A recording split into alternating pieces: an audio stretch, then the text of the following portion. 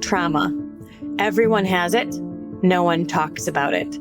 It seems easier to stay silent, ignore it, or stuff it than it does to honor it, learn from it, and finally heal. Trauma is debilitating, yet so often we suffer in silence.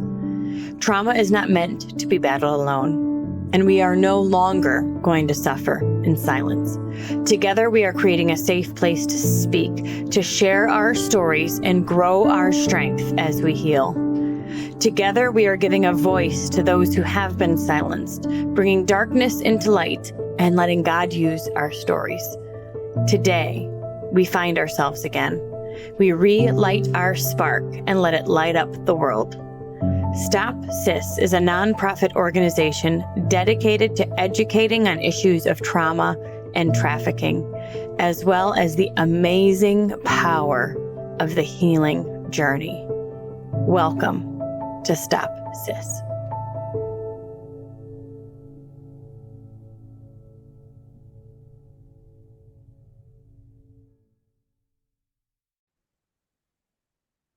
Hey, you guys. Big welcome back to Stop SIS, Stop Suffering in Silence. My name is Denise Walsh, and I'm here with Rachel Timothy, and we hope you had a very Merry Christmas. Yes. Yes. And Happy New Year now. And Happy New Year. Yes, this is going up right in between Christmas and New Year's. And you've seen or heard, if you've been following along our podcast, we've done a few episodes on the holiday season in general and winter blues and just how this can be a tricky time for survivors specifically. And the topic we're going to chat about today can be triggered even around the holiday season with maybe parties or different foods that are out. And so we wanted to bring this up because it's something that a lot of survivors deal with and something that Rachel has experienced and then had the opportunity to heal from as well. So before we jump into this topic, Rachel, is there anything you want to share? I don't think so. This topic is near and dear to my heart, and I didn't know if I'd ever be able to do a podcast on it because I didn't feel healed enough to be able to even give any advice to people. I think it's an ongoing process and probably always will be. But the more I talk with others, I see it and they don't. And so I just think it's important to talk about. And I think it might hit some people a little bit nearer than they thought. Okay. All right. So today we're going to talk about eating disorders and disordered eating and the differences, the different types of eating disorders, why they come about, how to spot them, and then what to do. So let's first talk a bit about how and why eating disorders potentially start. I think, the typical response to that is it's all about control. When you have been traumatized and your life has been taken outside of your control, you grasp at anything you can to, number one, make yourself feel better. And number two, just get control back in your life. And if you feel like you can control the number on the scale, or you can control how people look at you or view you based on your outward appearance, you think it'll take away the pain. And so it becomes something that all consumes you. And so eating disorders, would you say it's a coping skill? 100%. Okay. Yes. So in either way, so we've got anorexia, bulimia, but then also overeating and obesity that can be triggered through a traumatic response because it ends up being a protective mechanism, right? Like if I don't look good, people won't hurt me, or a kind of a way to hide. I don't want attention on me. And so I will overeat or use obesity or being overweight as a way to hide. Yeah, I've seen that often, and it gets misdiagnosed a lot of times. Like people don't recognize it for where it comes from. Well, because it's one of those things, the symptom is food focused. And so again, you can talk about the food or you can get to the root of why this is a coping skill to begin with. Yes. And so not only do you have to recognize it, then you have to dig deeper and possibly get rid of that coping skill and that scary, scary stuff. Right. Okay. Especially when you believe that the coping skill is helping you. And I think with all coping skills, whether it's a negative coping skill or a positive coping skill, whether it's drinking or shopping or isolating or eating disorders, cutting, all of those types of things, you're doing it for a reason. And so it feels like it's being helpful, but it's not. It's actually putting you deeper into the hole, would you say? Absolutely, because it does, it affects your brain. But I think a big part of where this all starts too is your worth and how you see your worth. And there's eating disorders where you don't see enough worth in yourself to feed yourself, or you don't see enough worth in yourself to exercise and take care of yourself. Right, right. So it ends up being a symptom of really that, the self-worth. Okay, so let's define some of these terms. So disordered eating, and I have the definition pulled up here, is basically somebody who has atypical eating behavior. And so they may be somebody who goes on and off diets. They may refuse to ingest a specific macro, carbs or fats or whatever. But it's not necessarily chronic, and it's not doesn't cause illness. It's basically, it seems like a bad relationship with food. Whereas an eating disorder is considered a psychiatric condition, and it's extreme. It's continuous body dissatisfaction coupled with long-term eating patterns that negatively affect body function. And it's the thoughts, you're consuming thoughts about it. So it impacts daily life. You change your day based on the consuming thoughts you have around food. Yes. And so, oh my goodness, I have so many stories I could share with you guys. I remember being at the eating disorder facility and for the first time hearing the term disordered eating. And I said, oh, that's me. I don't have an eating disorder. I'm disordered eating. And they all were like, no, sorry. I go, yeah, like I'm not that bad. And the reason I didn't think I was that bad is because I was not, well, at least in my opinion, rail thin compared to several of the other people there. I felt like I was normal size. And there were a handful of us that were normal sized. And so, can you be normal sized and have an eating disorder? Absolutely. But it didn't feel like as severe as, the ones who came in and couldn't hardly stand up. So why did they say, Rachel, no? Sorry, but Oh my goodness. So my eating disorder, I've never had a good relationship with food ever.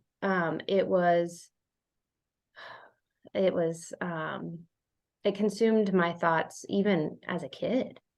And so I remember I was a very active kid growing up, but I remember when my mom would take a shower, I would run to the bathroom and grab the tub of ice cream and just start eating as quickly as I could. So I felt like I was always hungry. And what I do kind of recognize now is a lot of my pain from my trauma sat in my stomach. And so when I got older and I recognized bulimia, and the way that I recognized it was I had several knee surgeries growing up, and I would always get sick from the anesthesia.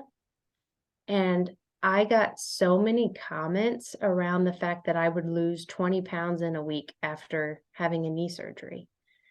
And I recognized, well, it's not that I'm not eating, it's all coming back up. And it became very easy for me to just go ahead and enforce it or whatever myself.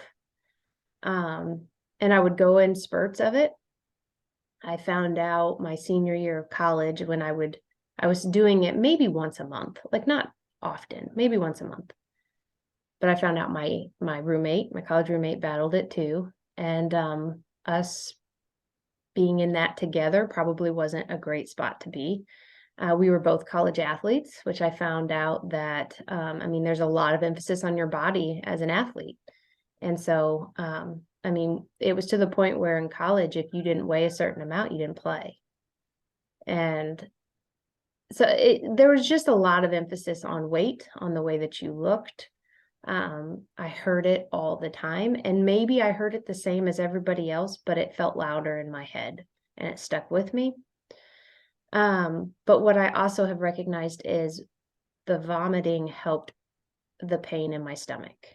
And so I didn't really battle it too much for a few years until all of the flashbacks came back in 2014. And it came back as like a lion because I started vomiting 8-10 times a day and it wasn't keeping anything down. It was something physical that I could do to help with the physical pain and the emotional pain. And when I wasn't doing that, I was just simply not eating. And to me, I didn't think it was an eating disorder at first.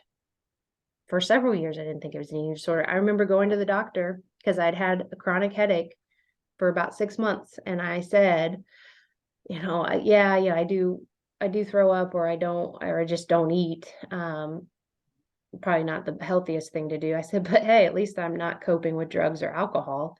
And she looked me dead in the eyes and said, this is just as dangerous, if not more so. And she shared with me a story of her college roommate who died next to the toilet having a bulimic episode. Something busted in her either esophagus or heart area because eating disorders weaken your heart.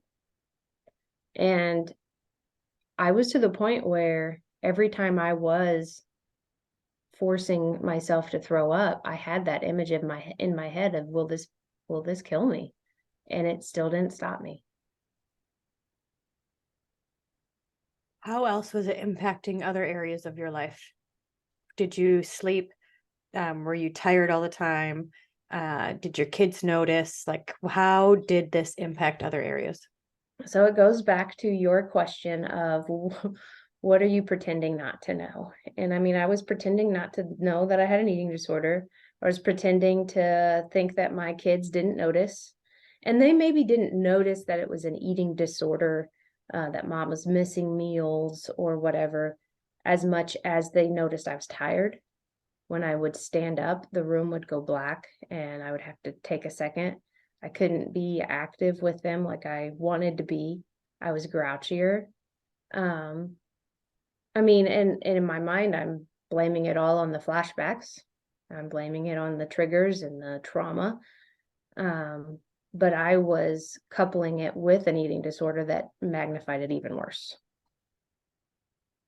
So you would say that it impacted your daily life. It impacted your energy. It impacted your health. I mean, you were dizzy. You couldn't just even stand up. But you also had chronic headaches. You're probably dehydrated. Your body's not getting the nutrients that it needs. So when it does that, it pulls from other areas in your body. So other areas start to get weak. And then how did it impact your daily routine? How did you go out of your way? For example, when we work with addicts, one of the questions is how does drinking or alcohol impact your parenting? How does it impact your daily life? Like, do you rearrange your day to drink? Do you rearrange your day? You go out of your way to, so how would you say it impacted your schedule potentially? Man, this is embarrassing. Oh, I remember going to counseling, and after counseling, I would always stop at Dollar General and I would buy as many ho-hos or whatever that I could. I would engorge myself, and then I would pull over on the side of the road and I would throw it up before I got home. Every time. That was my routine. that was how I coped with that hard counseling session. I've never told anybody that before. I'm pretty sure, I think Granny knew that I would engorge myself sometimes with food, that was a comfort that I had. Um, and it when you think of it, it's after the first or second one, you don't taste it. It's really not even about the food. It's not the taste. It's fixing that hurt in your gut. Mm-hmm. And I didn't know any other way to do it. And it was, food is easily accessible. It's all around you. And so, but I don't know, it affected my daily life. There was times, this is super embarrassing. I would be over at somebody's house and I would throw up and I couldn't get it to flush. And I was like trying to, in somebody else's toilet, fix what I had just done. And I mean, all sorts of things that in my mind, I'm thinking, this is crazy. Like, just stop. And I couldn't. So when did you decide that this was something that no longer was serving you? And it was a like rock bottom moment where you say, all right, I need to, and you probably had this several times, like, all right, I'm going to be done. And then it's not. And then I'm going to be done. And then it's not. So tell me a bit about your healing process. Honestly, what did it for me was not a rock bottom moment, because I think the rock bottom moments is when I would make all these broken promises to me and to everybody around me. But I never could keep up with it. I remember getting COVID and I had been deep in my eating disorder, and it really hurt. Like, it really affected my ability to bounce back. I was not a healthy person. And I felt like, okay, like, this is a sign, like, I need to stop. I'm not okay. I remember throwing up blood one time and getting scared, and still didn't stop me. I had to go to an eating disorder facility for 8 weeks. I left my kids behind and I still picked it back up. And so, like, it wasn't even the rock bottom moments that did it. It was the moment where I saw worth in myself and I wanted more. Because when you're in the rock bottom moment, you see no worth in yourself. Yeah. You're so angry at yourself. There's so much shame. This isn't the person you want to be. And it consumed my thoughts. I'm trying to think, okay, if I eat this, will I be able to find a bathroom in time? And then I would get super anxious and sweaty and hot. Like, I have to get to a bathroom, and I'm sure I was a terrible person to be around. Or I just wouldn't eat. I would go to functions and I would say, I'm not hungry, or I'm not feeling well, or I would come up with a reason. So it wasn't the rock bottom moment. It was when I started to see a future for myself, and I didn't want this in it. I think that's a powerful statement, because we often think it needs to get bad enough where now I'm motivated to make a change.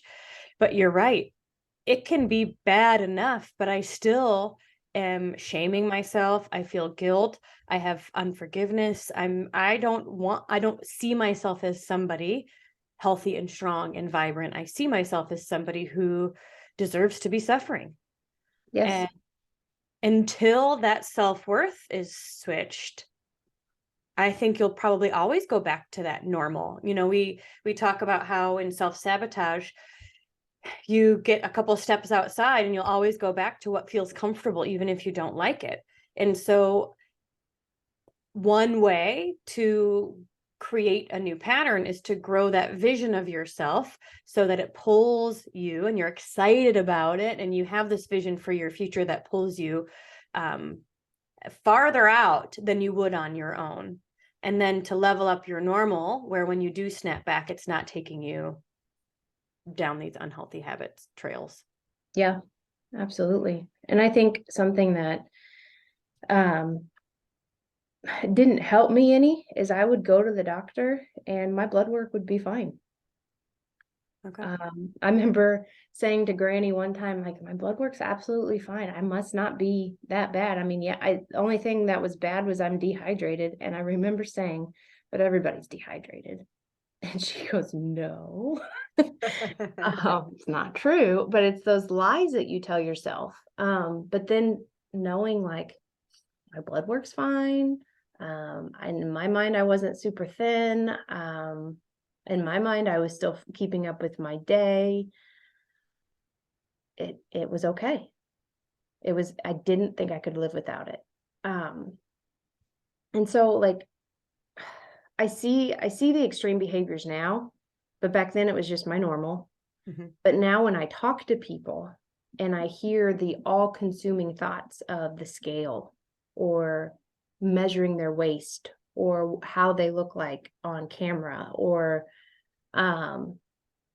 just this one diet after another diet after another diet, I see in them signs of things that I went through, and maybe it wasn't quite as extreme, but there is disordered eating and eating disorders all around us. And part of that's our culture and living in ignorant bliss. Yeah. I think that is one of the biggest questions is how often are you thinking about food? Yes. Because at the end of the day, it's just food. So if you're thinking about what you're going to do, or you're thinking about rearranging your day, or making sure there's a bathroom, or, that's a problem because it's taking up brain space that could be better utilized writing a book or helping out the homeless in your community or playing games with your kids or whatever. Like it's eating up that brain space. So how did you get to a place where you started to see that worth in yourself? I did the 90-day U-turn, and I remember when I started it, my goal was I wanted to just stop the eating disorder cold turkey. And you and I set up a plan we did where I was going to eat 4 meals a day, healthy foods. I remember reaching out to my support system, and I remember Granny having a hard time believing that this was going to be a time to change. Like it was difficult, and that's how it is with addicts. Like they promise and promise and promise they're going to get help and get better, and you don't realize the damage that it does to the relationships around you and the boundaries that she had to put up around her heart when it came to my eating disorder. I mean, it was something we literally just couldn't talk about. And it was one of the biggest things in my life, but we couldn't talk about it because it was so hurtful for her to know that I was purposefully hurting myself. And yet in my mind, I was thinking she was over exaggerating because this is how I'm staying alive. If you want Rachel here, this is going to have to be it because I couldn't see a life without it. So I made the decision January of last year. So about the time this podcast comes out, I made that decision. And it was probably the dozenth time that I had made that decision. But I had a plan and I had a support system and I had prayers. And then I focused on other things. Yes. And Yes. that was the key. It wasn't, I'm not going to let it win. It was, I need to get this done today and I need to go do that. And before long, my 4 meals became a habit. Drinking water, I couldn't really get to the gallon part, but I drank water. Yeah. It just all started to become normal. And then I started to feel better. I could stand up and the room didn't go dark and I had more energy and I was thinking better. Like I didn't have as bad of intrusive thoughts. All of these things started to domino effect. Yeah. And then probably a month in, I said to you, I want to change my goal because I got that. Like I'm never going back. I feel amazing. I'm not going back to my eating disorder. Now I want to write a book. And really that's just how it's been. Food is not all consuming my thoughts anymore.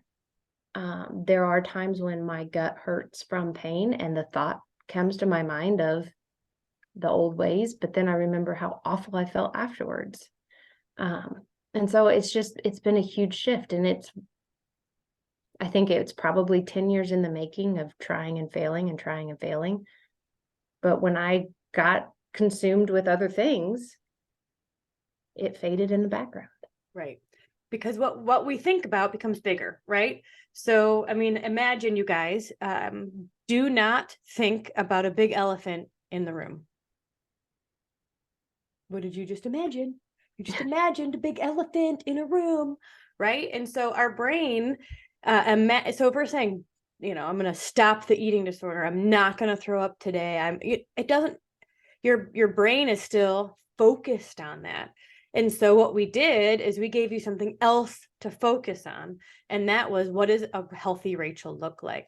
A healthy Rachel eats 4 meals a day, and a combination of proteins, fats, and carbs, a little bit of everything. A healthy Rachel can stand up and not get dizzy. A healthy Rachel doesn't have brain fog. A healthy Rachel thinks clearly. And so we made that bigger than the eating disorder.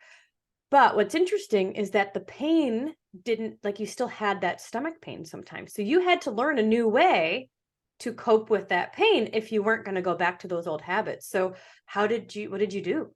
The vagus nerve. Yes. Oh, we like the vagus nerve. The vagus nerve. It's at the tip of your stomach, and somebody had explained it to me that it's like a button. And when you take a deep breath, basically your stomach pushes that button. It's a nerve, and it releases this good feeling throughout your body. And if I'm nervous, you will notice that I am taking deep breaths. Like, it's one of those things that I have now gotten in the habit of doing, and I don't always even notice it. But dang, that's like a gift God gave us to help when that gut pain comes. Here, let me comfort you. And it works. Okay. So you just went from more or less a negative coping skill to more of a positive coping skill, because it didn't mean that the pain was never there again. The pain was still there. And there's been situations that pop up that would have potentially triggered you in the past to go use that negative coping skill. But now you have replaced it with more healthy coping skills that don't derail you off your plan, meaning they don't, you can think clearly, you have confidence, because again, when you do a negative coping skill, it just kind of reinforces that shame and guilt and frustration and puts you in that negative spiral. But you can have that same emotionally charged event and have a healthy coping skill that doesn't do that. And it doesn't cause more pain. Right. Right. Okay. So the vagus nerve, is there anything else that you started doing? So it's really funny because the main thing about not like our program or whatever is we want you to walk through the pain, and that is part of it. But when it came to my eating disorder, I had to shift my thoughts, my perspective. I had to think about something else, think about something that I wanted more than that eating disorder. And guys, it didn't take me long. When I really truly dedicated myself to a healthier lifestyle, I felt so good inside. Yeah. And I say this, and I probably will get, I don't know, harped on by some for it, but it was like a barrier between me and God was even lifted, because I didn't feel like he could answer my prayers as long as I'm destroying my body in this way. I didn't feel like we were really all that close, since I was having to depend on this eating disorder to even live. And when I got rid of that and said, no, God, you're enough, I mean, that relationship just blossomed. And that was probably one of the best parts of it all. Did you get up and do devotions prior to last January? No. Mm-mm. Okay. Because now you will message me at like 6 a.m, which is, I know, way earlier for you. So I'm like, oh, wow. Okay. So you're getting up, you're doing your devotions, you're really compounding on that relationship and talking to God and learning, and which is not necessarily something you had energy for before. Correct. Oh, people would say you have to get up before your kids and get your mind right. And no, I can hardly get out of bed when my kids get out of bed. Okay. And now, yeah, I get up at 5 a.m. and it's my time with God. And if somebody else wakes up at that time, that's fine, but you need to be somewhere else, because this is my time with God. And when I don't have that time in the morning, my day does not go as well. Yeah. Yeah. So what's cool is it's like healthy coping skill compounds healthy coping skill. Yes. So now that you're using this like vagus nerve, deep breath, when you do have an immediate emotional or stomach pain, but because you're feeling better, you also are journaling, you're doing your devotions in the morning, you are able to, go for, I don't know if you're doing stretching or walking or any exercise, but it like compounds Mm-hmm. because this negative coping skill was so consuming, you couldn't even imagine adding any of these other things to your plate. But now that you have the brain space, you are adding all of these new healthy habits. Yeah. I feel like a totally different person. I can think so much better. I'm more connected with my kids and my husband and friends. And I just, anything's possible now. And it feels amazing. And what's fascinating is that in the midst of it, you didn't even know what you were missing because No. you would have said everything's fine. Yep. Absolutely. Oh, I lived in a dream world. I lied to myself as much as I did everybody else because I just couldn't imagine life without it. Um, but so then if you, I mean, that's a pretty, from the outside looking in, it's a pretty easy eating disorder to recognize. Granny was the first one to tell me, hey, this isn't normal. This is an eating disorder. But there's a lot of people out there right now who have an eating disorder and they don't recognize it. They don't realize how all consumed their thoughts are with food, and they label it as I'm doing healthy for my body. What's your thoughts on that? I think the question I would have to ask is how is it impacting daily life? How often are the thoughts consumed by it? Are people rearranging their day, that kind of thing. But I do think that diet culture is a thing where everybody's always on a diet. And it's probably because our food is filled with chemicals Yes. and sugar and salt. And so we can be doing all the right things, but like still not feel good because our food is junk. So yeah, diet culture is a thing where people are kind of always on this hamster wheel of on again, off again, versus a lifestyle that actually takes them where they want to go. And I think because of the food we have, overeating is super easy because you think of a plate at a, restaurant, more than a person typically needs. So I think that's the thing is how do we go from this on again, off again diet culture to a lifestyle that is taking us where we want to go, which means it's a new habit, which means we don't have to think too much because we know we're going to drink water every day. We know we're going to have for breakfast, lunch, and dinner. And we can use this brain space for other things. Exactly. Exactly. And then throw in body image in our culture. I Yeah. mean, a healthy body image for people is rare nowadays. Well, and I know what was it you called it? It's called body dysmorphia, right? Where Yeah. you see yourself very differently than you really are. Yeah, and that's why when I was explaining earlier, I kept saying I didn't see myself as extremely thin, um, because the comments around me were different than what I was seeing myself because I had body dysmorphia. But so many people nowadays feel so much shame with their body that, I mean, that part's all consuming, which then compounds the food issues. Well, and then again, you're speaking death over yourself by telling yourself you're not good enough and you're bad or you're, all of that kind of stuff. And you want to know what's interesting? When I was like probably at my deepest, darkest with my eating disorder, I would I would turn on the television, somebody who was overweight and seemed super happy, and I would just be like, I want that. Like I want that because she seems happy in her own skin.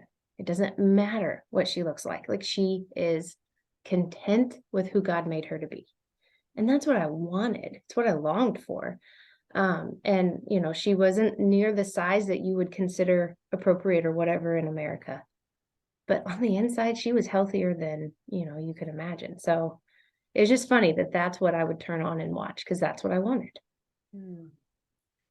So it sounds like if you are dealing with disordered eating, an eating disorder, body dysmorphia, a couple things to think about are what are some healthier coping skills you can use when you have that urge or that, emotional trigger where you feel like you need to release or do something to feel better, whether it's vagus nerve, deep breaths, journaling, calling a friend, going for a walk, distract yourself, do something different instead. And would you agree that the craving or the desire would dissipate after? Yes. Okay. So give yourself like 30 minutes of doing something else. And the idea is that the craving essentially will dissipate. Yeah. And it will come back. Mm-hmm. And you just have to do it again and Right. do it again. Right. And that goes with overeating as well. If you Yes. have a craving for something that's not healthy, first of all, get it all out of your house, all these packaged stuff, sugars, I mean, as much as possible.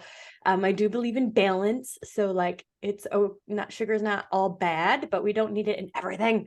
And so whole foods as much as possible, all of those things give your body micronutrients, vitamins and minerals and things that your body needs. Eating things out of a box or sugary foods just doesn't. It's empty calories. And so you want to be mindful of what you're putting in, and getting everything else out of the house is helpful because then you don't have as many options to overeat or binge if you have that craving.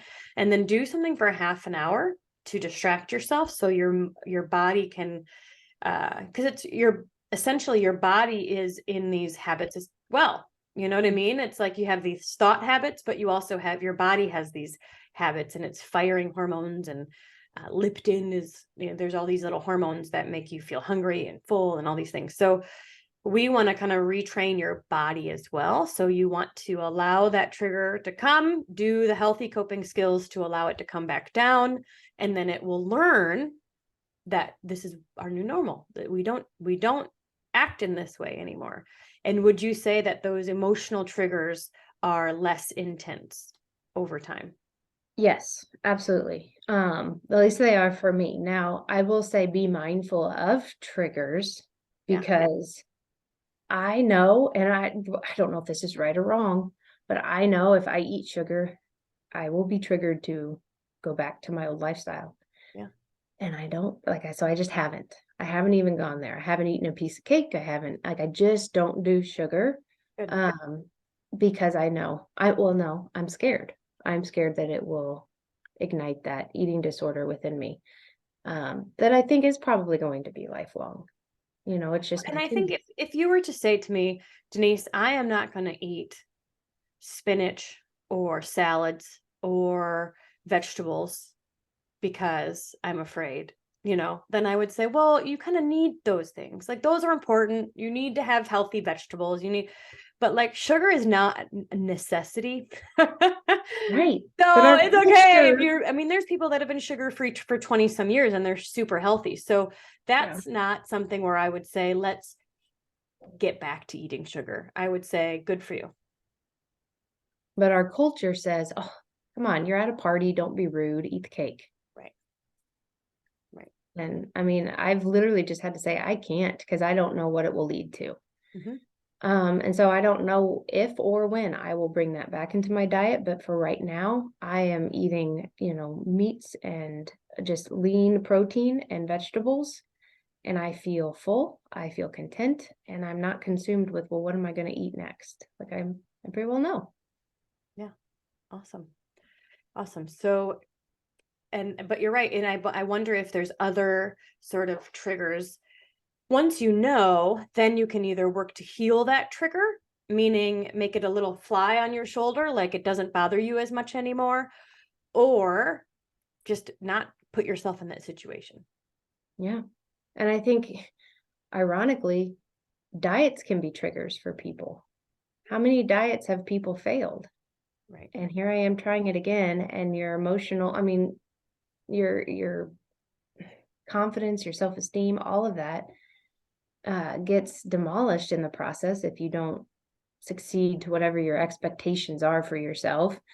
I mean, there would be times when I'd be trying to limit what I eat and I would only put food on a really small plate. And now, like, that's somewhat triggering for me. Like, that's a control thing, you know? A lot of the girls, and I found this to be true for myself too, but I didn't recognize it until I heard the other girls in the eating disorder facility discuss it. Nowadays, they put calories next to everything at every single restaurant. You will see a calorie. And counting calories can be addictive just as much as weighing yourself. I am a firm believer. You do not need a scale. You don't need to know what you weigh. You base your health on how you feel. And I used to be consumed with my weight like that. But now we don't have a scale in our house and we won't. And when I go to the doctor, I get on there backwards because I don't want to know what I weigh. I haven't done that the last few times, which probably wasn't healthy, but that yeah, is wise. yeah, that is a good idea. And then the other side of this is creating a future that you're excited about, that you know you want to feel good for. And so setting some short-term goals, setting some things that you're like, all right, this is what I want to do next. This is what I want to create.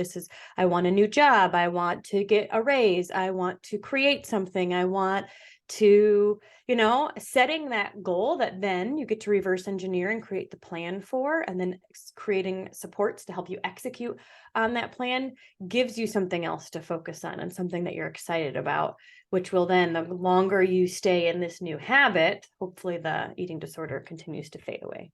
Exactly.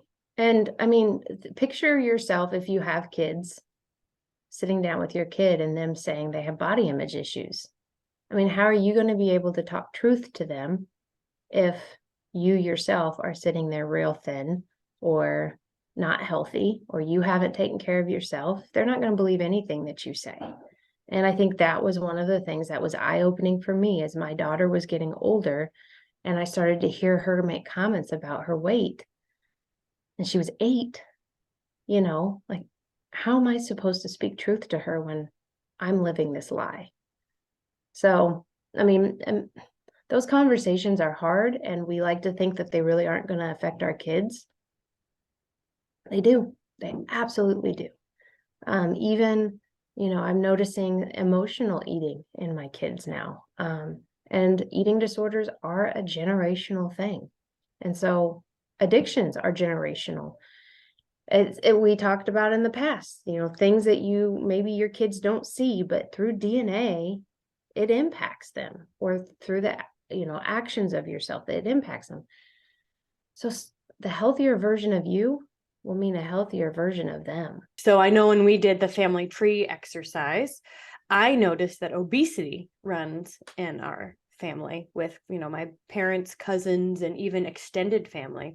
I would say most of them are overweight or obese. And it's just interesting information to see, like, is there diabetes in our family? What are the habits that have been passed down? And then what am I going to do to either take the ones I like or reject the ones I don't and make a new lifestyle that then gets passed down to your kids and their kids. And yes. Yeah. All right. So any last words for somebody who feels like they've been in this cycle of, I'm going to get better, I'm going to stop, but then they keep going back to this negative coping skill or unhealthy coping skill? I mean, my biggest advice is just to make the other things louder. Have your support system close by. Be real with yourself. If you are standing up and it goes black, or if, you're all consumed with Hair's falling out. Your hair's falling out, guys. That's another one. Like, my hair would fall out in chunks. And it still wasn't enough to stop me. But it came to the point where I just wanted more for myself, and I wanted more for my kids. So think about where you would be 10 years from now if it's still with you. And it's not the life you want. So the change has to start now. And then for those out there who think they don't have an issue, Yes, they think about food all the time, or they're stuck on the thought of this one number that they have to get to, or else they won't be happy. Guys, that's not normal. That's not the way God made us. That's not the thoughts he wants us to be consumed with.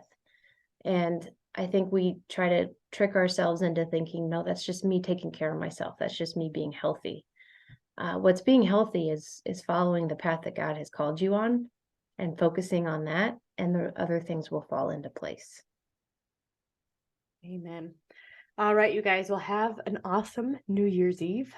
We know that this is a great time to really reflect on this past year. What was 2022 like for you and your family and your healing journey? And then what do you want 2023 to look like?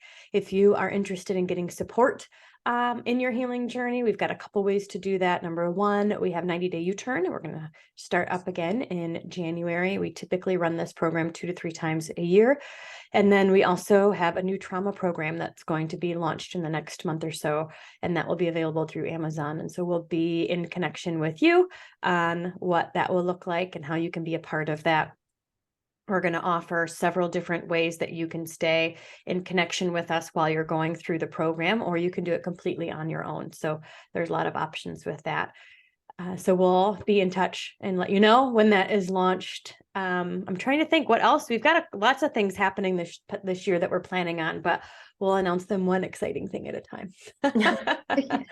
But let us know if you're interested in 90-day U-turn. This is again, it's not a trauma program. We don't specifically go through your specific trauma or your story. If it comes up in normal conversation, but it's not a program where we're going to deep dive into your trauma. So the 90-day U-turn is really geared towards those who've done some of that trauma work already, and they've worked through some of those triggers. They understand, they're maybe a bit further along in their healing journey, and they're ready to create that vision of their future that makes them excited, rather than always looking backwards. It's time to look forwards, and it's time to say, what do I really want life to look like, and how can I go create that for myself? And because we meet weekly, we hold each other accountable. We encourage each other as we learn and grow, and we create the space for you to discover yourself again. So reach out to us. There's a link in the description and the show notes that puts you on the waiting list, and we'll be in touch with you in the next few weeks as we start getting things started. And if you're struggling with a coping skill, like maybe you've done the trauma work, you've walked through it, but the coping still lingers, 90-day U-turn is the perfect way to get your sights focused on what you want instead of the coping skill. And I think it's huge for creating new habits and letting go of the old. Yeah. Yeah, I really think it's the best of both worlds, because you're in a group that understands you when hard things happen. When triggers happen, when flashbacks happen, we get it. We speak that language, we understand, and we can support that journey. And we know it's not the end. Like, it's just the beginning. And we really help you to create that vision for your next step. Yes. So, all right, I'm going to end with an I declare. I declare that I ask God for big things in my life. I pray bold prayers and expect big and believe big. I ask God to bring to pass those hidden dreams that are deep in my heart. If certain promises don't look like they will happen, I am not intimidated and I do not give up. I pray with boldness, expecting God to show himself strong, knowing that nothing is too difficult for him. This is my declaration, and this is my declaration for you. Have an awesome day.